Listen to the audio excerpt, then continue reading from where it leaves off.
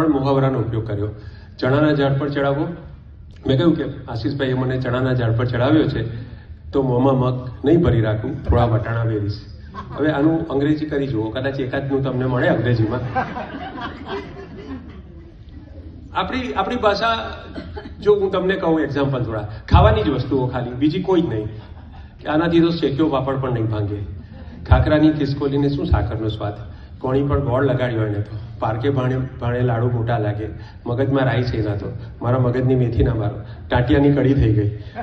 કોણી ઉપર એ તો કીધું, તલમાં તેલ નથી, ગોળ વિના મોડો કંસાર, છાસ લેવા જવું દોણી સંતાડવી, સૂટના ગાંગડે ગાંધી ના થવાય, પાપડી ભેગી ઈયળ પણ બફાઈ ગઈ, દાળમાં કંઈ કાઢું છે આખું કોડું શાકમાં. તો આ રસ્ટિકનેસ, આ સંસ્કૃતિ છે, આ ભાષા નથી. આની અંદર આખું આપણી જીવન રીતિ છે. બેને ઇતિહાસની વાત કરી, પણ પરંપરા છે આની અંદર. તો અંગ્રેજી કે બીજી ભાષા કોમ્યુનિકેશન માટે, ઇન્ફોર્મેશન માટે, નોલેજ શેરિંગ માટે અનિવાર્ય છે. અંગ્રેજી આવડવી જ જોઈએ. એનાથી ઘણું બધું આપણે નવું. પણ સંવેદનાની અભિવ્યક્તિ જ્યારે તમારે અમુક કરવી હોય તો આમ બેની વચ્ચે સ્પર્ધા નથી. આપણે અનનેસેસરીલી બેની સ્પર્ધા આ અથવા આ કરી નાખ્યું છે.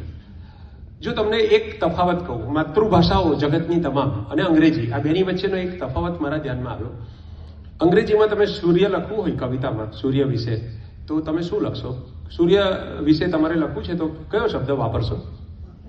સન.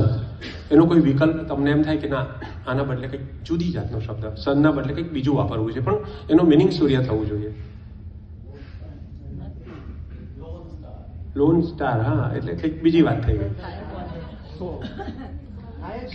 હા, એટલે તમે સોલાર કે સોલાસ કે કંઈક બીજો ગ્રીક કે લેટિન કશુંક લાવવું પડે.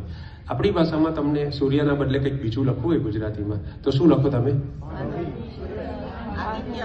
સૂરજ, રવિ, આદિત્ય, ભાનુ, દિવાકર, ભાસ્કર, હવે બોલો, સવિત, સૂર્યનારાયણ, આ તો મને પણ ખબર નથી. પદ્મબંધુ, હા મને ખબર નથી. હા, તિગ્માંશુ, ભાણ, વિભાકર, ભાસ્કર, દિનકર, બરાબર.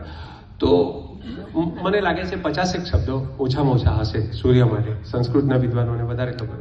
પાણી ઇંગ્લિશમાં વોટર સિવાય તમે કંઈ ના કહી શકો. ગુજરાતીમાં જલ બોલો, સલીલ બોલો, નીર બોલો, ઉદક, ભય, વારી, અંબુ, તોય, કેટલા ઓપ્શન છે. આંખ માટે તમે તો ખાલી પાણીની ચાલો વાત કરીએ આપણે, કે આ પાણી છે. ઇંગ્લિશ ભાષામાં તમે પાણીનો કેટલી રીતે ઉપયોગ કરી શકો. ગુજરાતીમાં હું બતાવું છું કે મેં એનું પાણી માપી લીધું, મેં એને પાણી ચડાવ્યું, મેં એનું પાણી ઉતારી નાખ્યું, મેં પાણી મૂક્યું કે હવે આમ નહીં કરું, મારી મહેનત પર પાણી ફરી વળ્યું, એને જોઈને હું પાણી થઈ ગયો, મેં એને પાણીથી પાતળો કરી નાખ્યો. પાણી આવે એ પહેલાં પાળ બાંધવાની મને આદત છે. એની આગળ અપ્સરા પાણી ભરે, પાણી માંગે તો દૂધ આપે.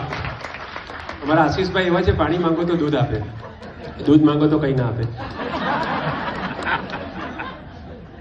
પાણીના મૂલે આમ કર્યું, પાણીમાં રહેવું મગર સાથે રહે.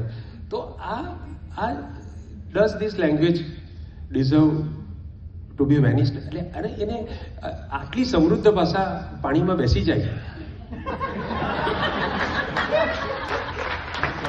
જે ભાષાના પાણીમાં આટલું પાણી હોય અને એ આપણી હયાતીમાં, આપણી આગળની 50 જનરેશનમાં કંઈ નહીં થયું, અને આપણી ઉપસ્થિતિમાં, આપણી મોજૂદગીમાં, આપણા જીવનકાળ દરમિયાન આપણે આપણી નજરે આ જોવાનું.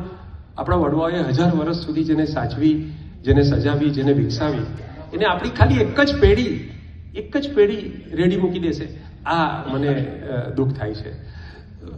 મને મુંબઈમાં એક કાકાએ કહ્યું, આ પ્રવચન આપતો હતો તો 80-82 વર્ષના કાકા ઊભા થઈ ગયા. બહુ મોડર્ન કાકા હતા, નવીન નામ હતું એમનું.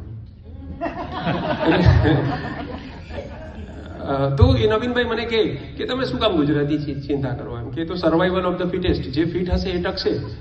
તમે શું કામ ચિંતા કરો? કે ગુજરાતીની ઉપયોગિતા નથી, હવે નથી તો નહીં ટકે એમ. તો મેં એને કીધું કે એની ઉપયોગિતા છે. અને કઈ રીતે હું કહું કે તમે સમજો છો કે ભાષા અભ્યાસનું માધ્યમ છે, અથવા ભાષા ઇન્ફોર્મેશન, કોમ્યુનિકેશન કે આ બધાનું માધ્યમ છે, લખવા બોલવાનું હથિયાર છે, પણ ભાષા એ વિચારવાનું પણ સાધન છે. ભાષા વગર આપણે વિચારી શકતા નથી. જો તમે સરખી રીતે વિચારીને સમતોલ તારણ પર નહીં આવો તો ઇમોશનલી ડિસ્ટર્બ થઈ જવાય. તો આ મને હંમેશા એમ લાગે કે ગુજરાતી, હિન્દી, સંસ્કૃત આ 3 ભાષા છે. આ 3માંથી એક ભાષા આપણા બાળકોને આવડવી જોઈએ. અમેરિકામાં છું એ સમજીને બોલું છું.